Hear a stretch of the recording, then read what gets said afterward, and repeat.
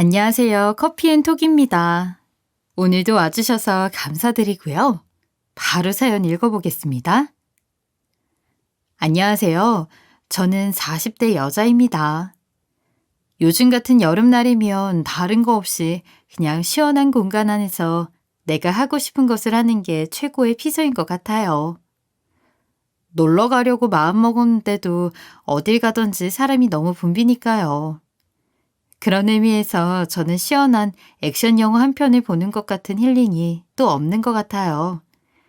에어컨 잘 나오는 영화관에 앉아서 아무 생각 없이 영화를 즐기다 보면 어느새 서늘한 느낌마저 들더라고요.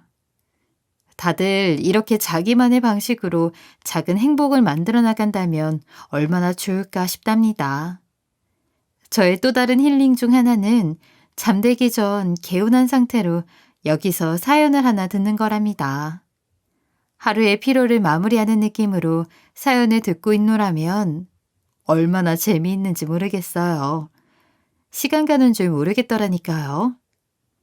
사연을 들어보면 다들 대단하고 멋진 이야기들을 하나씩 가슴속에 품고 살고 계시더라고요.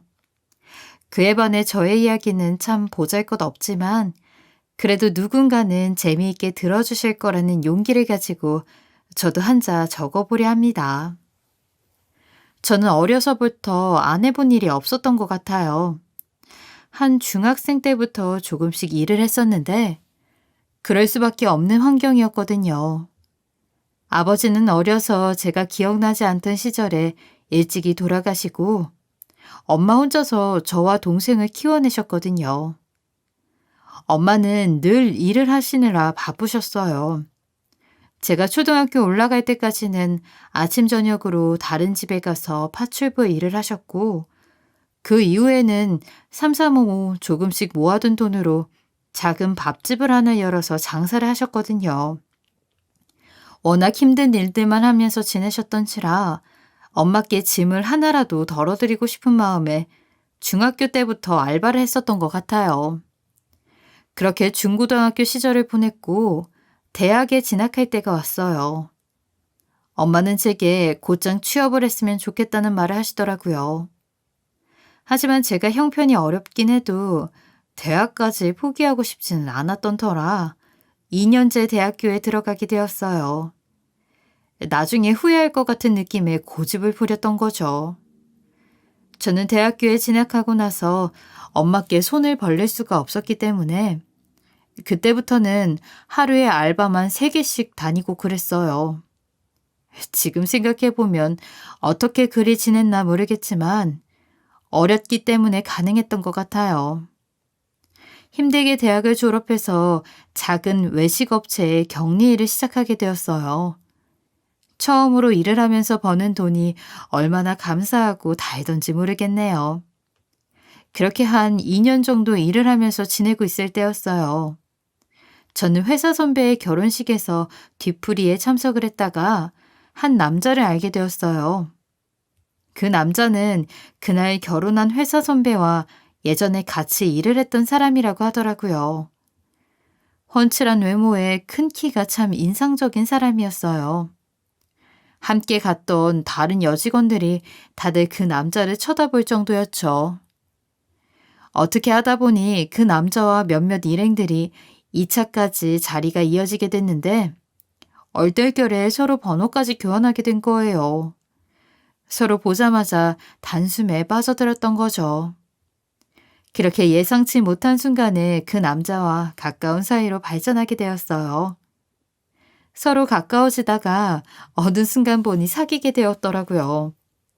남자친구는 나이가 적은 편은 아니었어요. 저보다 10살이 많은 사람이었는데 어릴 적에 아빠가 일찍 돌아가셨던 터라 아빠처럼 챙겨주기도 하는 그의 면모에 반했던 것 같아요. 그리고 알고 보니 그도 저처럼 아버지가 일찍 돌아가셨더라고요. 홀어머니 아래서 자란 외동아들이었는데 그래서 그런지 통하는 부분들이 꽤나 많았고 저의 마음을 너무 잘 이해하더라고요. 그런 부분들이 함께 있으면 그렇게 든든하고 좋았어요. 또 남자친구는 이제 밝은 편이었는데 수중에 있는 돈으로 재테크를 똑부러지게 하는 모습을 보니 미래를 맡길 만한 사람이구나 싶었어요. 사랑이 점점 무르익어 가고 있었고 어느덧 1년 지났더라고요. 그렇게 저희 사이에 자연스레 결혼 이야기가 오가고 있었어요. 아무래도 내가 나이가 있는 편이다 보니까 결혼을 일찍 서두르고 싶은 마음이 있는데 네 생각은 어때? 나도 오빠랑 결혼 생각 너무 있지. 여자가 먼저 말 꺼내면 안 된다고 하길래 어찌해야 하나 싶어서 우물쭈물하고 있었던 거야. 아이, 그랬어? 난 네가 싫다고 하면 어쩌나 싶어서 얼마나 마음 졸였는지 몰라. 그럼 우리 엄마한테 먼저 인사드리러 갈까? 이번 주말이 좋을 것 같은데. 참, 근데 그 전에 내가 할 말이 있어. 어? 무슨 말? 뭐야, 괜히 긴장되게. 괜찮으니까 어서 해봐. 남자친구가 제게 할 말이 있다면서 뜸을 들이는 거예요. 괜스레 긴장이 되더군요. 미리 말을 했어야 했는데 사실 내가 2년 전에 이혼을 했었거든. 그때 나랑 결혼했던 사람이 바람이 나서 좀 안 좋게 헤어졌었어. 그 상처로 아무도 만나지 않던 와중에 너를 알게 된 거고, 너로 인해서 내 마음이 다 치유되었고, 그래서 다시 결혼할 수 있겠다는 마음을 먹게 된 거야. 우리가 이렇게 진지하게 만나기 전에 너한테 먼저 말을 했었어야 했는데 시간이 지날수록 입이 더 안 떨어지더라고. 미안해. 아니, 글쎄, 남자친구는 이미 이혼 경험이 한 번 있다고 하는 거예요. 솔직히 너무 놀랐어요. 한 번도 그가 그런 과거를 가지고 있을 거라고 생각해 본 적이 없었거든요. 결혼 이야기가 나오니 이혼 사실을 밝히는데 어쩔 줄을 모르겠는 겁니다. 오빠, 그게 정말 사실이야? 오빠한테 그런 과거가 있을 거라고는 생각도 못했어. 아니, 바람이라니. 어쩌다 그런 일을 당한 거야? 정말 상처였겠다. 한때는 그런 생각도 많이 했는데 지나고 보니까 별일 아니더라고. 그리고 이제 너를 만나서 내가 많이 괜찮아졌어. 갑자기 이런 말에서 많이 당황했지? 아, 솔직히 좀 당황스럽기는 한데 이미 다 지나간 일이고 난 아무렇지 않아. 앞으로 살아갈 날이 더 중요하니까. 정말? 네가 이런 나를 싫다고 할까 봐 얼마나 가슴 졸였는지 몰라. 다 이해하고 받아줘서 너무 고마워. 우리 정말 같이 잘 살아보자. 저는 상처받은 그를 받아주기로 마음먹었어요. 그리고 얼마 뒤 그의 어머님을 만나 뵈러 갔어요. 그의 어머님은 딱 봐도 비싸 보이는 옷들을 입고 계시는데 괜스레 주눅이 들더라고요. 조심스레 인사를 올리는데 저한테 그러시더라고요. 그래서 우리 아들이랑 결혼을 하겠다고? 너도 알다시피 우리 아들이 이런저런 일들로 상처가 많은 애야. 또 결혼을 한다고 하길래 내가 여간 걱정을 한 게 아니야. 근데 뭐 너는 두루뭉술해서 참해 보이는구나. 눈에 넣어도 안 아플 자식이니까 상처 주지 말고 둘이 알아서 잘 살아봐. 조금은 퉁명스러운 말투셨지만 결국엔 허락을 한다는 이야기셨어요. 그리고 저는 저희 엄마께 조심스레 남자친구가 재혼이라는 이야기를 했어요. 아니나 다를까 저희 엄마께서는 속상한 내색을 하시면서 그 결혼을 꼭 해야겠냐고 하시더라고요. 다른 일도 아니고 결혼인데 너 재혼 자리에 정말 들어가겠다는 거야? 남자가 나이도 너무 많고 엄마는 그 결혼은 안 했으면 싶어. 엄마, 근데 내가 그 사람 없으면 정말 못 살 것 같아요. 그래서 그런데 엄마도 조금만 이해해주면 안 될까요? 너 정말 어쩌려고 그러는 거니? 외동에 홀어머니 모시고 사는 남자랑 결혼하면 네 앞길 안 봐도 훤해. 엄마 말 들어. 그래도 우리 집보다 형편도 괜찮고 우리가 모셔야 하거나 그런 거 아니에요. 그러니까 엄마도 조금만 좋은 쪽으로 생각해 봐주면 안 될까요? 엄마의 반대가 생각보다 많이 심했어요. 이미 정은 들 대로 들어버렸으니 어찌해야 할까 참 난감했죠. 이 사실을 남자친구에게 말을 했는데 얼마 뒤 예비 시어머님한테 전화가 온 거예요. 내 아들한테 들었는데 뭐? 너희 집에서 그렇게 반대를 하신다고? 나 참 기가 차서. 요즘 같은 세상에 결혼했던 게 뭐 그렇게 큰 대수라고 그렇게까지 반대를 하신다니? 아이, 나도 내 아들 더 집안 좋은 여자랑 만나라고 하고 싶은데 내 아들이 원하니까 허락해 준 거지. 생각지도 못하게 전화를 하셔서 저희 엄마가 반대하시는 것에 대해 불만을 쏟아내시더라고요. 사실 생각지 못한 때에 온 연락이라 당황스럽긴 했지만 엄마로서 그런 마음이 들 수도 있다 생각했어요. 이대로 남자친구와 헤어지는 줄 알았지만 얼마 지나지 않아서 저희 엄마도 마음을 돌리셨고 예비 시어머님의 마음도 풀리셔서 저희는 결혼까지 골인을 하게 되었어요. 참 우여곡절 많은 결혼이었죠. 남편이 나이가 적은 편이 아니었던지라 저는 빨리 아이를 갖자는 생각이었어요. 하지만 남편은 좀 서서히 가져도 된다는 식이었죠. 아이도 중요하고 내 나이 때문에 걱정되는 것도 사실이긴 한데 그래도 우리 신혼이니까 이 시기를 좀 즐기는 건 어때? 그리고 그 사이에 돈은 좀 더 모아서 우리가 여유를 만드는 게 더 중요할 것 같아. 다른 것보다 당신이 아직 어리잖아. 자기 뜻이 그렇다면 그럼 좀 나중으로 생각해보자. 남편의 말도 일리가 있었어요. 신혼이니까 좀 더 이때를 즐기는 것도 좋고 또 남편이 워낙 재테크에 관심이 많고 하니까 돈을 좀 더 모으는 것도 중요하다 싶었죠. 그렇게 한 1년이 더 흘렀네요. 한 3년까지는 아이 없이 지내자는 생각이었는데 불현듯 아이가 찾아온 거예요. 저희 부부 둘 다 너무 놀랐죠. 하지만 이미 생겨버린 아이니만큼 낳아서 잘 키우자는 생각으로 바뀌었어요. 처음 겪어보는 임신은 정말 힘들었어요. 시도 때도 없이 갑자기 배가 아프기도 하고 하루 종일 물도 못 넘기겠는 날도 있고 하니 정신을 못 차리겠더라고요. 저는 주변에 임신한 다른 친구들에 비해서 유달리 심한 편이었는데 결국 막달까지도 굉장히 고생을 했어요. 친정엄마가 가까이 살고 계시면 한결 편할 텐데 친정이 멀고 저희 엄마는 항상 일을 하시느라 바쁘셨어서 서러웠던 날들도 많았답니다.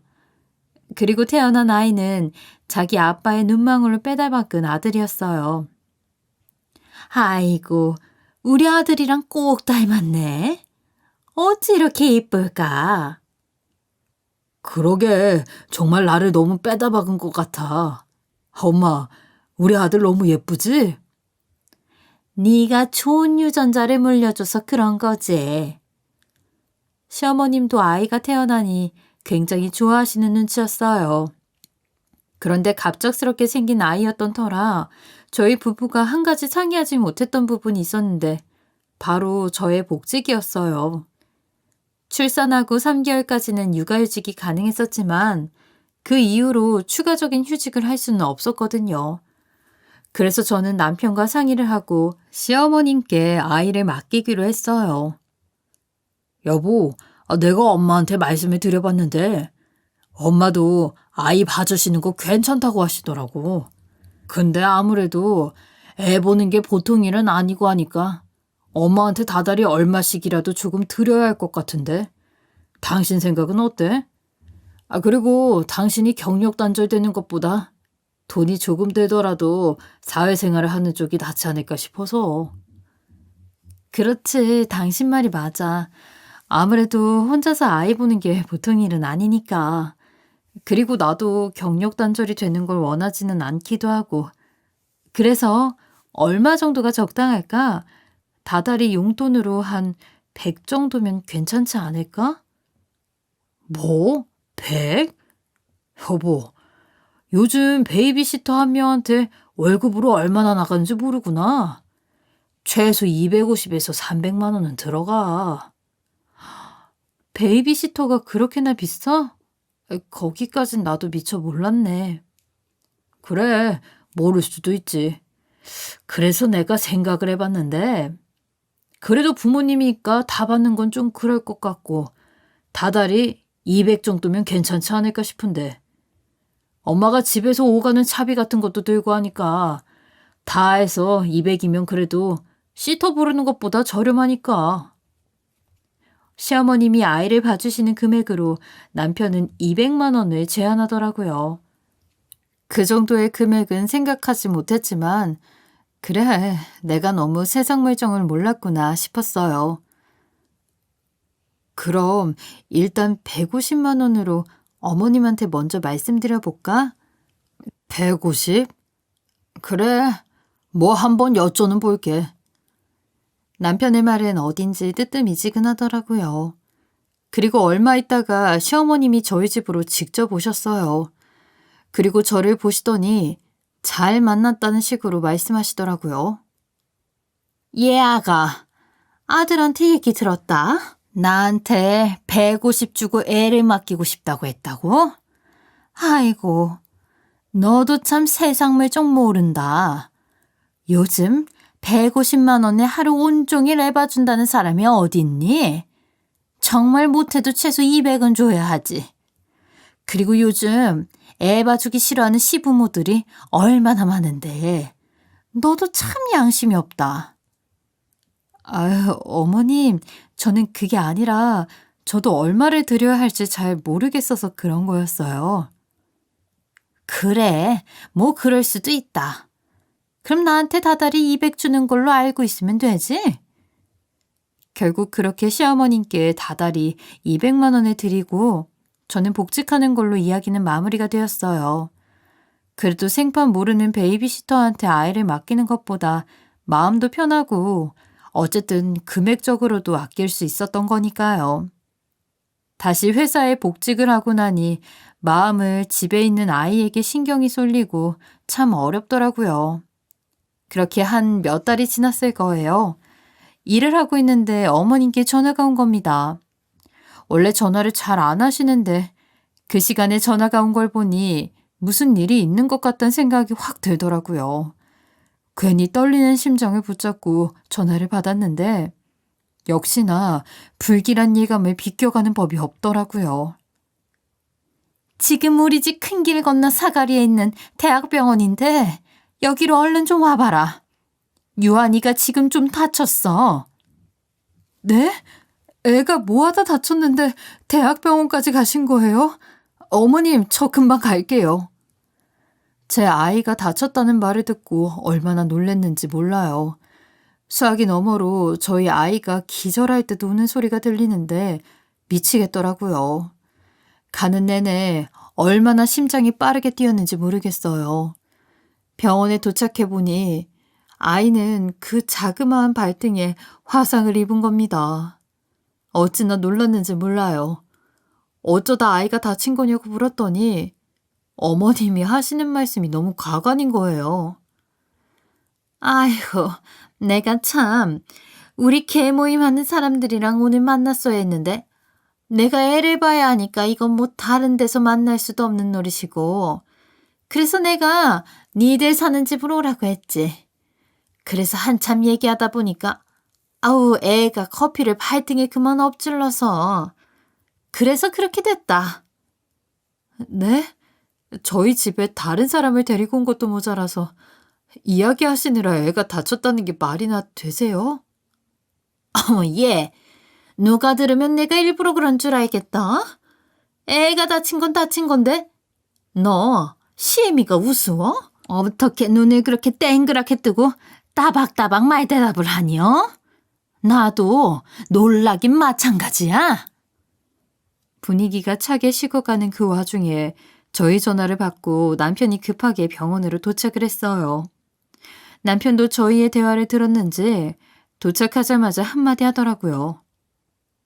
당신, 그래도 그렇지 엄마한테 그렇게 말을 하면 어떡해? 엄마도 다 사정이 있으셨던 거잖아. 빨리 엄마한테 먼저 사과 올려. 내 새끼가 저렇게 지금 기절할 듯 놀고 있는데 당신은 지금 어머님 편을 들 수가 있어? 저게 끝까지 고집 부리고 말을 안 듣네. 너 이런 애인 줄은 내가 몰랐다. 본인이 잘못한 거는 생각하지 못하고 되려 화를 내시는데 얼마나 당황하던지요.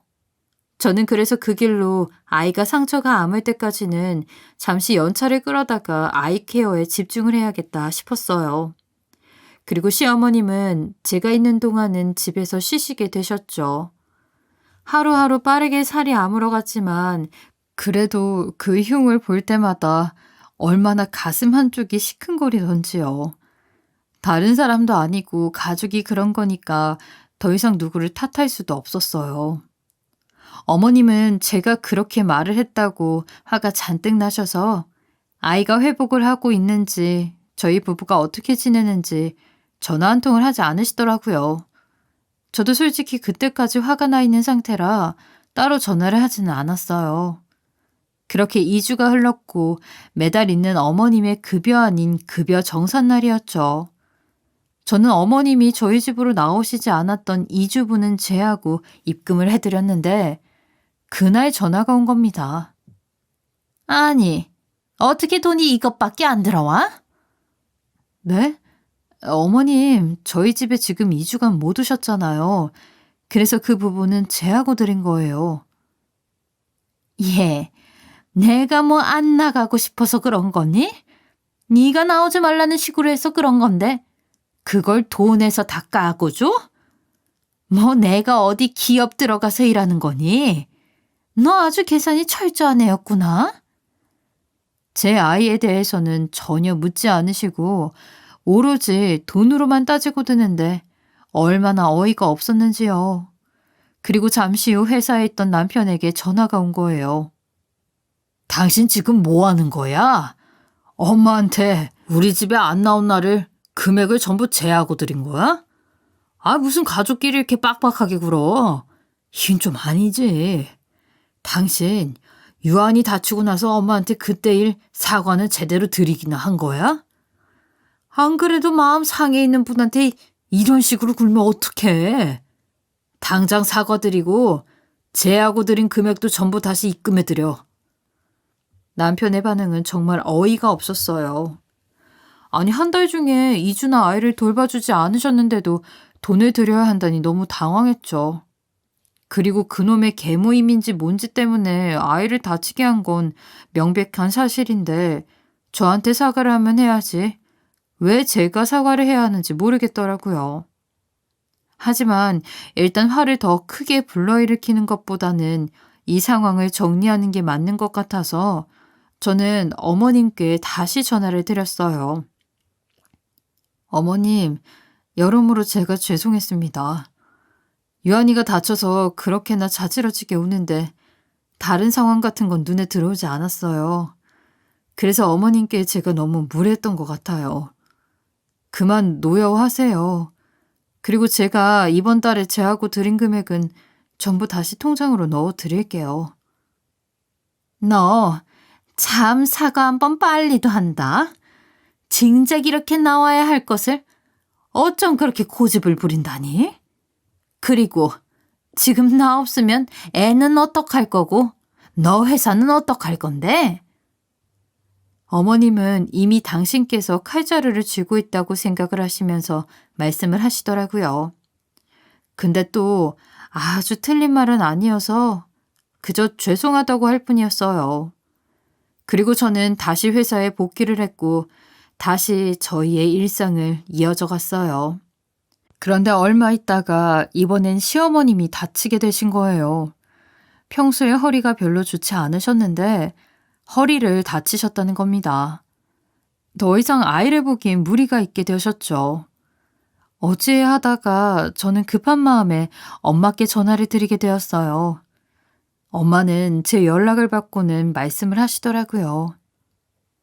뭐? 그동안 그런 일들이 있었다는 말이야? 진작 엄마한테 전화를 했었어야지. 너는 미련하게 왜 그러고 있었어? 지금 일 나가서 한 푼 버는 게 중요하겠니? 엄마가 가서 애기 봐줄 테니까 걱정하지들 말어. 친정엄마는 정말 너무나도 선뜻 당신께서 아이를 봐줄 터이니 걱정하지 말라는 말씀을 하시는 거예요. 저희 친정집이 좀 멀어서 편도로만 4시간이 걸리는데도 한 걸음에 달려와 주셨어요. 정말 너무 감사했죠. 장모님이 직접 와주신다고? 그럼 우리야 편하고 좋지. 어머님, 저희 엄마께서 와주신다고 하시니까 어머님은 당분간 좀 쉬시는 게 좋으실 것 같아요. 일단 회복하시는 게 먼저니까요. 아이고, 아서라. 애는 내가 더 잘 보는데. 그래도 옆에 있어야지. 걸어서 왔다 갔다 하는 건 무리 없으니까 사돈댁이랑 나랑 둘이 같이 보면 되겠구나. 네? 두 분이 같이요? 애 키워볼 만큼 키워본 사람들이야. 둘이 있으면 하나만 있는 것보단 낫지. 넌 걱정할 거 없어. 시어머님과 친정엄마가 같이 아이를 보게 생긴 거예요. 참 일을 어떻게 해야 하나 싶어 난감했지만 엄마는 이내 상관없으니 걱정 말고 일을 하라고 하시더라고요. 마음 한켠에 찝찝함 같은 것이 남아있었지만 그래도 당장 어쩔 도리가 없었기에 그 불편한 협업은 시작되었어요. 저희 엄마는 일단 댁이 멀어서 저희 집에서 지내시기로 했고 시어머님은 원래처럼 아침 저녁으로 저희 집을 오가면서 지내고 계셨어요. 엄마가 걱정이 되어서 여쭤보면 같이 지낼만 하다는 말을 하실 뿐이었죠. 몇 주가 흘렀고 하루는 제가 일찍 일에 맞춰서 집에 불시에 도착을 한 적이 있어요. 두 분이 아이와 함께 어떻게 지내고 있는지 궁금해서 그런 것도 있었어요. 저는 현관문을 열고 들어갔는데 거기서의 광경을 보고 너무 놀라 기절하는 줄 알았어요. 거실에서는 시어머님이 또다시 개모임을 벌이고 있었고 저희 엄마는 아이를 업고 개모임 사람들이 마실 차를 나르고는 설거지를 하려 고무장갑을 끼고 있는 겁니다. 그 사람들은 자기들 이야기에 심취해서 현관이 열리는 것도 모르고 있더라고요. 그리고 시어머님이 저희 엄마한테 이러는 겁니다. 여기에 지금 그거 하지 말고 이쪽에 사과 좀 깎아서 내어와봐요. 그리고 저 끝에 앉아 계신 분한테 믹스커피 한 잔 삼삼하게 타서 내오고요. 저는 너무 놀라서 그 자리에 굳어버렸어요. 그리고 이내 말을 했죠. 어머님, 이게 지금 다 뭐 하시는 거예요? 저희 집에 말도 없이 사람들을 또 이렇게 데려오면 어떡하세요? 엄마, 당장 멈춰요. 그거 하지 마세요. 저희 엄마가 무슨 이 집 종도 아니고 내어오라뇨. 어떻게 그런 식으로 말씀하실 수가 있으세요? 아니, 너 회사에 있을 애가 지금 왜 여기 있는 거니? 일찍 올 거면 일찍 온다고 말을 하던가. 왁자지껄 떠들던 그 사람들은 제가 등장하자 황급하게 하나씩 자리를 뜨더라고요. 친정엄마는 괜찮으니까 화내지 말라고 하는데 그 광경을 본 어떤 딸내미가 그냥 넘어갈 수 있겠어요? 아니, 우리 유한이도 개모임 때문에 다쳐서 그 고생을 했는데 또 집에서 이러시면 어떡해요? 그리고 사람들을 불러오실 거면 최소한 저한테 먼저 말씀은 해 주셨어야죠, 어머님. 저희 엄마 혼자서 이게 뭐예요? 예, 너 지난부터 자꾸 내가 사람들 여기로 불렀다고 뭐라고 하는데 솔직히 여기 누구 집이니? 내 아들 집 아니니? 내가 내 아들 집에 사람을 부르는데 네 허락을 받아야 해? 이미 유한이 아빠가 괜찮다고 한 건데 어디서 버르장머리 없이? 그리고 애 때문에 내가 밖에서 사람 만나기 어려우니까 그런 거 아니야? 예, 너 그만해. 어서 시어머님한테 사과드려. 엄마도 좀 가만히 있어봐요. 아니, 어머님. 그래도 저희 엄마한테 이런 식으로 다른 손님들 시중들게 하는 건 좀 아니잖아요? 애 없고 커피 나르고 이게 다 뭐예요? 사돈 댁도 입이 있으면 말이나 좀 해봐요. 내가 어디 시켜서 한 겁니까? 아니야. 엄마가 하고 싶어서 그런 거야. 그동안 우리 유한이 봐주시느라 얼마나 고생하셨겠어. 너 그만해. 저것 좀 봐. 너 아주 그냥 말 대답하는 것도 습관이다. 나 참 어이가 없어서. 저희 엄마한테 다른 대답을 할 수 없게끔 입막음을 하는 것도 모자라서 이 집이 자기 아들 집이라면서 되려 저에게 으름장을 놓는데 너무 기가 찬 겁니다. 어쩜 저렇게 생각할 수 있는지 모르겠더라고요. 저는 너무 화가 나서 저희 엄마를 원래 집으로 다시 가시라고 했어요. 근 한 달을 이런 꼴을 당하면서 지냈을 게 너무 눈에 보여서 더 이상 엄마를 힘들게 하고 싶지 않았죠. 그리고 어김없이 시어머님의 월급을 드려야 하는 날이 왔어요. 이번엔 남편과 함께 상의를 했어요. 여보, 당신도 이번에 무슨 일이 있었는지 알고 있기도 하고 이번 달엔 어머님이 다치셔서 거의 아무것도 못 하셨을 거야.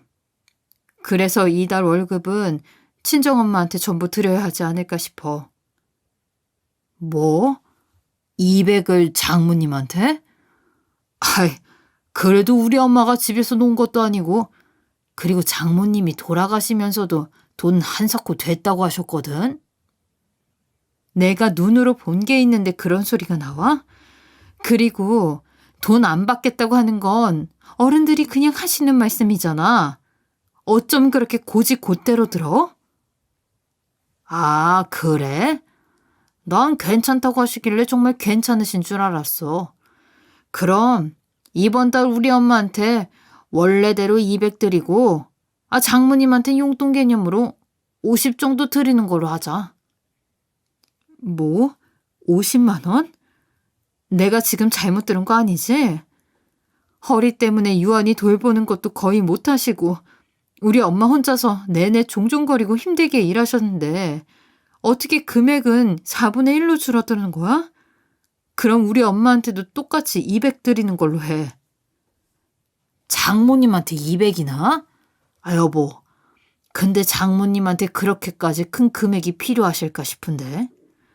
그리고 엄마 말 들어보니까 그날 일은 장모님이 원해서 하신 거라고 하기도 하고 우리 형편에 유한이 돌봄 비용으로 400만 원은 좀 무리이지 않을까 싶어. 여보, 말을 어떻게 그렇게 해. 우리 엄마한테는 그렇게 큰 금액이 필요 없다니. 말 정말 이상하게 한다. 아니, 나는 그런 뜻이 아니라. 그래, 알겠어. 그럼 이번 달에는 두 분 다 동등하게 200씩 드리는 걸로 하자. 알겠지? 제가 강하게 나서 아닌 것 같다고 의사 표현을 하니 그제서야 저희 엄마에게도 똑같이 200을 맞춰드리기로 했어요. 그리고 저는 더 이상 이 문제로 얼굴 붉히는 것을 원하지 않았고 결국 고민 끝에 아이를 위해서 일을 그만두게 되었어요. 아직 어린이집을 보낼 나이는 되지 않았고 그 사이에 이렇게 갈등을 계속 빚느니 차라리 제 손으로 직접 아이를 보는 것이 가장 마음이 편할 것 같더라고요. 제가 일을 그만두었다는 이야기를 들은 시어머니는 제게 이러시더군요. 요즘 같은 시대에 같이 돈을 벌어야지. 어디 우리 아들만 힘들게 일을 시켜? 네가 좀만 더 부지런하게 움직였어 봐. 안 될 게 어디 있나. 그냥 너희 엄마한테 한 돈 50 쥐어주고 좀 부탁하면 될 것을. 돈 안 받고 해준다고 하면 감사합니다 하고 넙죽 받아야지. 아휴, 이 답답해가지고. 그리고 너희 엄마한테 뭐 한다고 200을 다 준다니? 그렇게 칼 같은 애가 내 아들 집에서 먹고 자고 숙식한 건 왜 안 빼는데? 그 입에서는 안 하는 이만 못한 말만 뱉어대는데 정말 듣기 싫어 죽겠더라고요. 뭐 저희 엄마는 공짜로 일해주는 사람이랍니까? 정말 어이가 없었죠. 근데 더 짜증이 나는 건 남편이라는 놈은 중간에서 뭐 하나 제대로 중재하는 법이 없었어요. 이쯤 되니 남편이 이전 결혼 생활에서 왜 와이프가 바람이 났는지 알 것도 같은 기분이 들더군요. 이런 식이면 어떤 여자가 더 버텨낼 수 있나 싶었어요. 그리고 저희 시어머님까지 같이 카드를 사용하고 있었는데 가장 환장할 부분 여기 있었어요. 제가 장을 보거나 아이 때문에 병원에 가거나 등등의 사소한 이유로 카드를 긁으면 꼭 전화를 해서 장 보는데 저번 주랑 왜 금액이 이렇게 차이가 나는 건지, 이 시간에 누구랑 커피를 마시는지 등등 사사건건 간섭을 하시는데 정말 스트레스가 보통이 아니더라고요. 하지만 이 생활을 당장 접을 용기가 있는 것도 아니었던지라 그냥 참고 넘어갈 뿐이었어요. 제가 좀 힘들다고 아이에게 아빠 없는 삶을 물려주고 싶지는 않았거든요. 하루 종일 아이만 보면서 지내는 게 보통 일은 아니더라고요.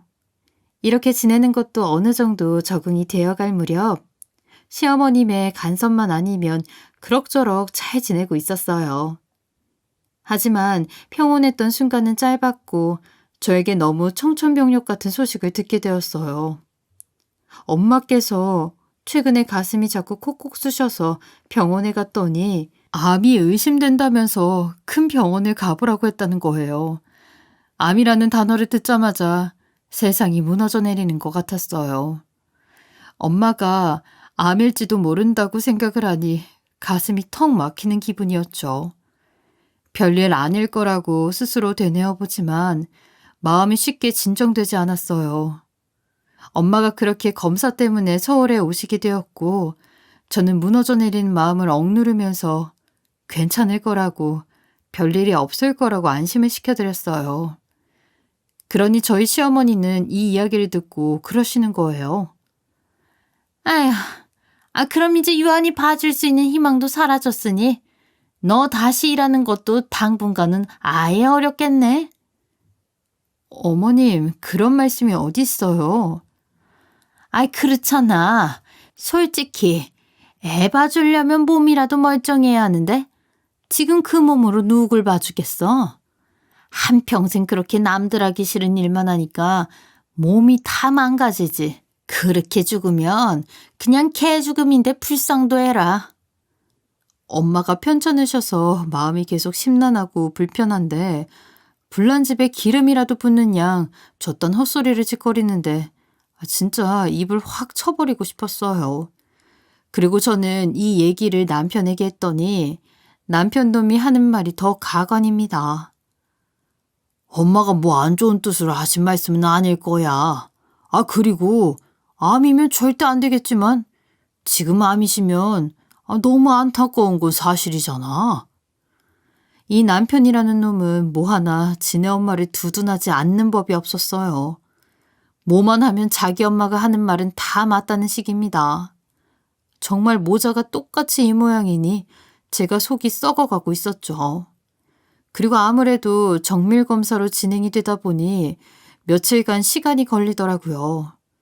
검사가 진행되는 며칠간 저희 집에서 머무르셨는데 모든 검사가 마무리되고 집으로 돌아가시기 전 엄마께 맛있는 밥이라도 한 끼 대접하고 싶어서 뭐가 드시고 싶은지 여쭤보았어요.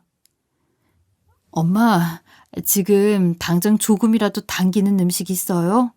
뭐라도 좋으니까 일단 말해보세요. 내가 다 사드릴게. 물도 잘 안 내키는데 그래도 딸이 사준다고 하니까 한 끼 먹기는 해야겠지? 그럼 우리 저기 저 앞에 있는 순댓국이나 한 그릇씩 먹을까? 엄마는 서울까지 와서 무슨 순댓국이야. 다른 좋은 거 먹자 우리. 저건 자주 먹는 거잖아요. 예, 엄마는 순댓국이 제일 좋더라. 얼마나 만만해. 그냥 후루룩 먹기 딱 좋잖아. 기분 내고 싶은 날에는 순댓국에 소주 한 잔 탁 들이키면 그게 천국이지. 저기나 가자. 엄마는 평소에도 순댓국을 정말 잘 드시는 편이었거든요. 지난번에 제 아이 일로 서울에 와주었을 때도 바쁘다는 핑계로 밥 한 끼 제대로 대접해드리지 못했거든요. 그리고 그 꼴을 당하시고 배웅도 못해드린 채 떠나셨는데 다시 만난 게 이렇게 중병일지도 모르는 상황이라니요. 이 모든 게 전부 제 탓인 것 같아서 마음이 좋지 못했어요. 저의 못난 지난 시간들에 대한 마음의 빚을 좀 청산해보고 싶었는데 서울까지 오셔서 순댓국을 찾으시네요. 저희의 벌이가 예전만 하지 못하니 부담을 주고 싶지 않으셨던 그 마음을 제가 왜 모르겠어요. 그래서 저희는 엄마가 말씀하신 순댓국을 먹으러 갔어요. 다른 동네에서 일부러 찾아오는 가장 크고 유명한 집이었죠.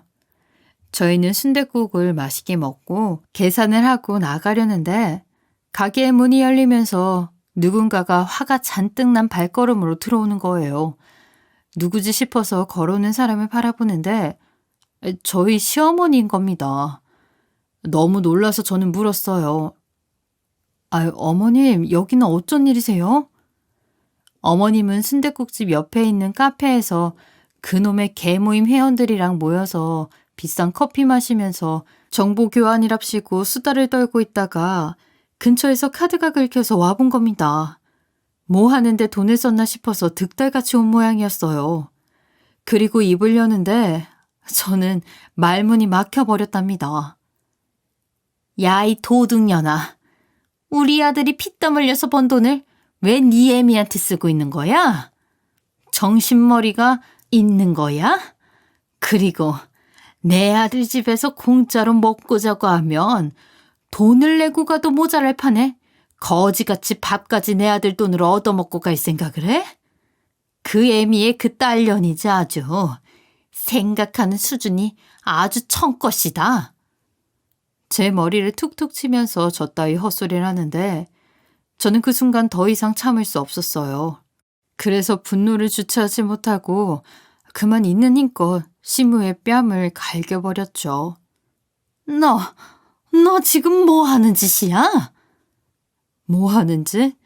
아직 멀었어. 당신 같은 인간은 더 당해야 해. 헛소리도 정도 것이지. 지금 우리 엄마한테 뭐라고 했어? 다시 말해봐. 그리고 저는 분노에 차서 시무라는 인간에게 테이블에 놓여져 있던 깍두기를 뒤집어 씌워버렸어요. 주위의 사람들이 모두 우리를 쳐다보고 난리가 났죠. 이것이 아주 미쳤나? 어디 감히 이따위 짓을 해? 야, 이 아줌마야. 아줌마는 왜 꿀먹은 벙어리 마냥 가만히 있는 거야? 종업원, 물티슈 좀 가져와. 그러면서 우리 엄마한테 손에 잡히는 깍두기를 던지는 거예요. 그때 일하고 있는 종업원 중 한 명이 물티슈를 가져와서 저희 엄마께 내밀었죠. 그리고는 이렇게 말했어요. 대표님, 괜찮으세요? 옷이 다 버려서 어떡해요? 외투는 벗어서 저희한테 주세요. 안에까지 냄새가 배이면 큰일이에요. 고마워요. 그럼 이것 좀 부탁할게요. 뭐? 대표님? 야, 이 사람아, 눈을 똑바로 뜨고 일을 해야 할 거냐? 이 아줌마가 무슨 대표님이야, 대표님이. 저희 대표님한테 뭐라고 하시는 거예요? 이분 여기 사장님이시라고요. 여기서 이런 식으로 구시면 영업방학죄로 신고하겠습니다. 그랬어요. 저희 엄마는 사실 제 고향에서 밥집을 하시는데 그 밥집은 20년간 이어온 순댓국집이었고 저희 엄마가 장사하시던 곳이 재개발이 들어가면서 큰돈이 수중에 생기게 되었거든요. 그리고 올해 초에 그 돈으로 서울에 분점을 하나 내게 됐는데 그게 연예인들이 많이 오는 맛집이라고 소문이 나서 금세 자리를 잡았거든요. 저희 엄마는 돈 좋아하는 제 남편이랑 시어머니가 이 사실을 알면 엄마의 돈을 뜯어가겠다는 심보로 작정하고 달려들 것을 알고 일부러 말하지 말라고 했었고 그래서 의도치 않게 숨기고 있었어요. 그리고 그때까지만 해도 아직 가게가 자리를 잡아가던 시기였던 것도 있었고요. 뭐? 여기 사장이라고? 아니, 그런 말을 왜 이제야 하는 건지 나 원참. 악마 같은 시모는 깍두기 국물을 흠뻑 뒤집어 쓰고 얼굴이 노랗게 질려서 내가 큰 실수를 했구나 하는 표정으로 저희를 쳐다보더니 이내 자리를 뜨더라고요. 저는 그 길로 이혼을 하겠다고 했어요. 엄마에게 그런 말을 퍼부어 놓고는 더 이상 참고 사는 것은 의미가 없었죠. 그랬더니 남편놈이랑 시무랑 같이 와서 저에게 사정 아주 비굴한 자세로 빌더군요. 여보, 내가 정말 다 미안해. 이혼을 좀 생각을 고쳐주면 안 될까? 당신 그동안 섭섭한 거 있으면 여기서 다 털고 우리 새로 시작하자. 응? 정말 미안해, 여보. 아가, 내가 그렇게 귀한 분인 줄 알았으면 그랬겠니? 정말 미안하다. 어쩜 그걸 그렇게 우리한테까지 까맣게 속일 수가 있어? 내가 그날 얼마나 놀랬는지 몰라. 우리 유한이 생각해서라도 이혼 생각은 거둬다오. 내가 이렇게 빌게, 응? 근데 우리 개 모임 사람이 하는 말이 그 순댓국집 사장이 그 건물을 통째로 가지고 있다고 하는데 그게 진짜야? 네? 지금 이 와중에 그게 또 궁금하신가 봐요. 궁금해 하시니까 다 말씀드릴게요. 네, 맞아요. 그 가게 저희 엄마가 건물주이세요. 그리고 당신 나한테 이전에 전 부인 바람펴서 이혼했다고 한 거 한치의 거짓도 없는 사실이야? 지금이라도 솔직하게 말해. 다 지나간 얘기는 갑자기 왜? 사실이지. 그럼 내가 피해자야. 당신은 내가 마지막으로 선처할 수 있는 기회마저 방금 차버린 거야. 그런 줄 알아. 그렇게 말을 하고 저는 자리를 박차고 나와버렸어요. 사실 얼마 전에 기가 막히고 코가 막히는 이야기를 들었거든요. 제 SNS에는 아이와 남편과 찍은 사진들이 아주 많았어요. 근데 저의 SNS로 모르는 사람이 연락을 해온 거예요. 저를 만나고 싶다면서요. 그 사람은 자기가 제 남편의 전 부인이라면서 그와 찍은 사진들을 보여주는 겁니다. 처음엔 안 믿었는데 사진을 여러 장 보니 그 사람을 안 만나볼 수가 없더군요. 그리고 남편의 이전 결혼 생활에 대한 내막을 알게 되었는데 이 인간 알고 보니 지가 바람을 핀 거였고 심지어 전 부인의 돈으로 주식인지 코인인지 하다가 날려먹은 돈이 있다는데 그걸 안 갚고 홀라당 잠수를 타버렸다는 겁니다. 그래서 전 부인은 제 남편 놈을 한참을 찾아다니다가 몇 년 만에 제 SNS에서 찾게 된 거였죠. 전 부인이라는 사람이 가지고 있는 너무나도 명확한 증거들이 있는 상황에서 끝까지 발뺌을 하는 이놈에게 법의 쓴맛을 보여줘야겠다 싶었어요. 전처가 남편 놈을 사기죄로 고소를 해버렸어요. 옥살이를 할지도 모를 상황에서 발등에 불이 떨어지니 그 모자지간이 저한테 와서 아주 울고불고 난리를 부렸어요. 요한이 엄마, 제발 이러지 마. 내가 정말 다 미안해. 우리 사이 다시 바로잡고 싶어. 제발 나한테 한 번만 기회를 줘. 응? 아가, 이렇게 우리가 손이 발이 되도록 싹싹 빌게. 우리 아들한테 당장 합의금으로 그렇게 큰 돈이 어디 있다고. 응? 정말 미안하다, 정말. 내가 허리도 아픈데 이렇게까지 빌잖니. 당신들 그렇게 눈먼 돈 좋아하다가 정말 큰일 나요. 그리고 내가 마지막으로 준 기회까지 날려버린 건 당신이야. 모두 다 자초한 일이라고. 제발 정신들 좀 차리고 살아.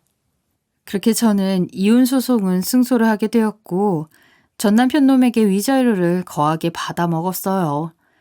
그 벌레 같은 인간들을 제 인생에서 완벽하게 도려낼 수 있었답니다. 당연하지만 아이는 제가 키우게 되었고요. 얼마나 속이 후련하던지 모르겠네요.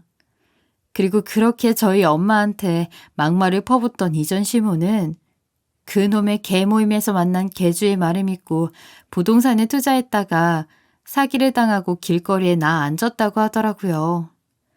엎친 데 덮친 격으로 전 남편 놈은 회사의 이전 결혼 생활 이야기가 탄로가 나게 되면서 잘렸다고 하고요. 얼마나 쌤통이던지 모르겠어요. 기쁜 소식은 이뿐만이 아니었어요. 저희 엄마는 건강검진 결과 악성 종양이 아닌 단순 종양인 것으로 판명이 났고, 종양 제거 후 조금 휴식을 취하시고 원래 컨디션을 되찾으셨답니다. 그 말을 듣고 세상을 다 가진 것 같이 기뻤어요. 그 후에도 엄마는 평소처럼 열심히 일을 하셨어요. 엄마는 늘 나보다 어려운 사람을 도울 줄 알아야 한다는 자신의 신념을 바탕으로 독거노인 및 노숙인 분들을 대상으로 식사 무상 제공을 오래 하셨는데, 그게 또 어떻게 알려지게 되면서 착한 기업의 이미지가 자리 잡게 되었고, 저희 가게는 연신 사람으로 북새통을 잃었답니다.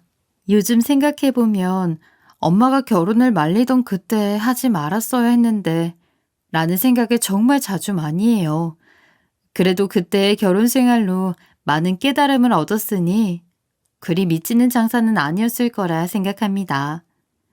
제 이야기가 재미있으셨으면 좋겠네요. 지금까지 커피앤톡이었습니다. 오늘도 끝까지 함께 해주셔서 감사하고요. 저는 다음 영상으로 또 찾아뵙겠습니다.